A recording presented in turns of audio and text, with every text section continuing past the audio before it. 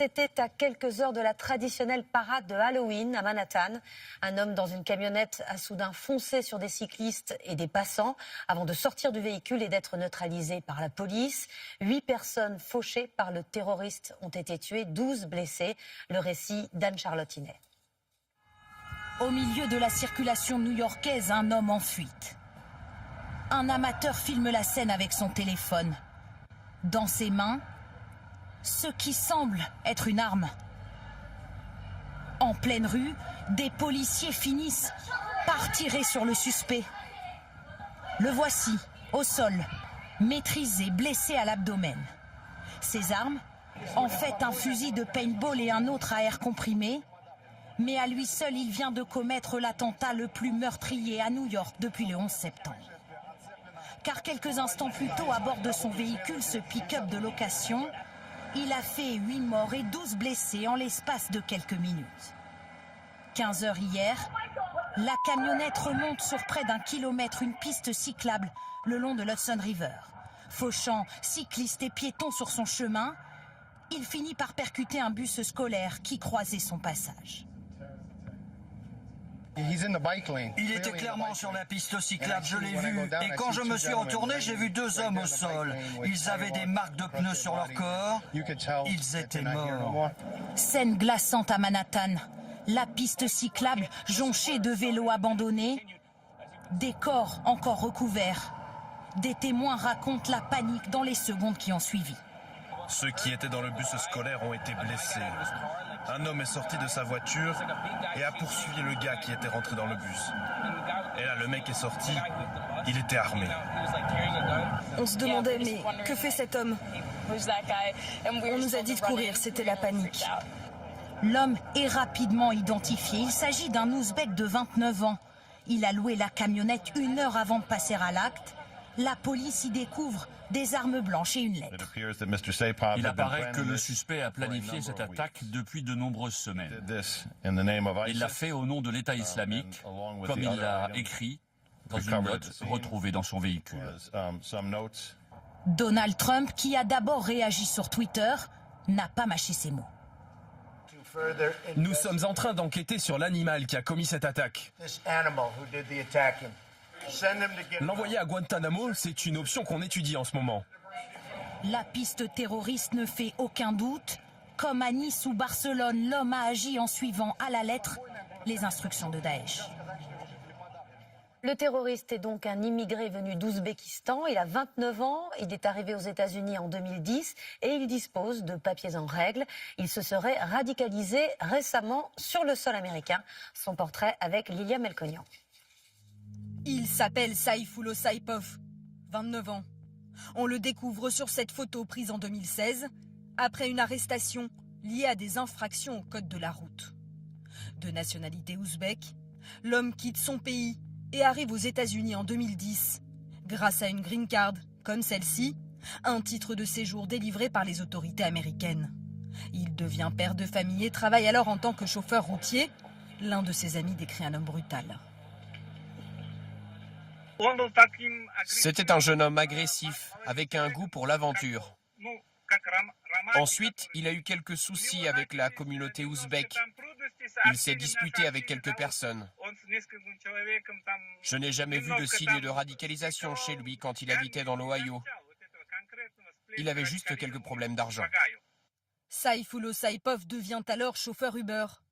Il s'installe ici, dans le New Jersey. Toute la journée, les enquêteurs ont ratissé son appartement. Selon les premiers éléments découverts chez lui, c'est aux États-Unis qu'il s'est radicalisé. C'est après son arrivée aux États-Unis qu'il a découvert l'organisation État islamique et toutes les tactiques de l'islamisme radical. Tous les éléments que nous avons montrent qu'il s'agit d'un loup solitaire. Saifullo Saipov a-t-il vraiment agi seul? L'Ouzbékistan est un foyer de l'islamisme radical, dont un des mouvements a prêté allégeance à Daesh en 2015. En 2017, les attentats de Saint-Pétersbourg, d'Istanbul et de Stockholm ont été commis par des ressortissants ouzbeks. Tous avaient affiché leur sympathie pour l'organisation État islamique. Et nous retrouvons notre correspondant Jacques Cardoz à New York. Bonsoir Jacques. Le président Donald Trump n'a pas tardé à réagir d'abord par tweet, puis ce soir à la télévision. Il menace d'envoyer le terroriste à Guantanamo et de mettre fin à la loterie des cartes de résidents, les fameuses cartes vertes. Oui, et c'est une forme de surenchère verbale qui cache mal l'impuissance de Donald Trump en la matière parce que, par exemple, il veut interdire le regroupement familial. On sait dans le cadre de CEPOF qu'il a été le point de contact d'un regroupement familial qui a concerné jusqu'à 23 personnes. On l'a dit, il a aussi bénéficié de la loterie à la carte verte. Le problème, c'est que dans tous les cas de figure, ça ne signifie pas pour autant que les services de police ne font pas des vérifications sur le demandeur. Et ça a été le cas, évidemment, de CEPOF. On a vérifié son passé criminel, son passé délictueux, avant de lui accorder des papiers. Et le vrai problème pour Donald Trump, c'est que quelles que soient ses idées, eh bien, il faut encore qu'elles soient d'abord approuvées par le Congrès et ensuite compatibles avec les valeurs américaines parce qu'elles peuvent à tout moment être contestées devant une cour de justice. Et vous vous en souvenez, c'est ce qui s'est passé pour l'arrêté anti-immigration l'année dernière, qui a été modifié puis retoqué. Bref, on le voit en la matière, Donald Trump doit probablement ressentir une grande frustration. Merci Jacques. New York n'avait pas connu d'attentat meurtrier depuis celui du World Trade Center le 11 septembre 2001. On imagine la frayeur et l'émotion qui ont saisi les habitants de Manhattan. L'attaque a eu lieu non loin du mémorial de Ground Zero. Jacques Cardoz et Ariel Monange. Autour de la scène de crime, la vie semble s'être arrêtée et les lieux sont désormais réservés aux enquêteurs, soucieux d'exploiter au mieux ce camion qui a semé la terreur. Mais autour de la zone morte, la vie frénétique de New York a rapidement pris le dessus. Juste à côté, l'école accueillait ce matin normalement ses élèves et des parents encore sous le choc. Quand j'ai entendu la nouvelle, j'ai aussitôt appelé l'école et je leur ai demandé si je devais me préparer à une mauvaise nouvelle. Et ils m'ont dit non, tout va bien, mais je me suis mis à pleurer. Une fois arrivé ici, je n'ai pas pu rentrer et j'ai recommencé à pleurer. Il faut dire que des enfants ont été visés par l'auteur des faits hier. Pour ces mères d'élèves, il n'y a rien d'étonnant à ce que New York et Manhattan aient été touchés. C'est très triste et c'est très angoissant. Ça arrive partout maintenant. Barcelone, Paris, Londres. On culpabilise que ça arrive dans notre ville, notre quartier. Tout le monde se connaît ici. Une famille et un quartier déjà touchés. Le site du 11 septembre est situé à seulement quelques mètres des lieux de l'attaque d'hier. Ground Zero, où sont tombées les tours jumelles en 2001, est aujourd'hui un mémorial très fréquenté par des touristes frappés par la volonté new-yorkaise de ne jamais baisser la tête.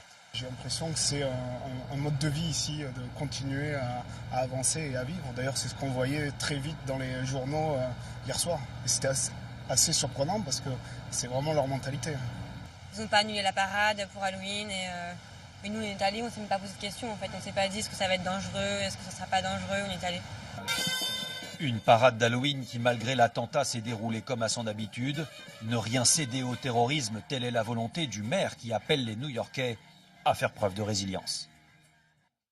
La plupart des victimes étaient des touristes de passage à New York. Une Belge et 5 Argentins ont notamment été tués dans l'attaque.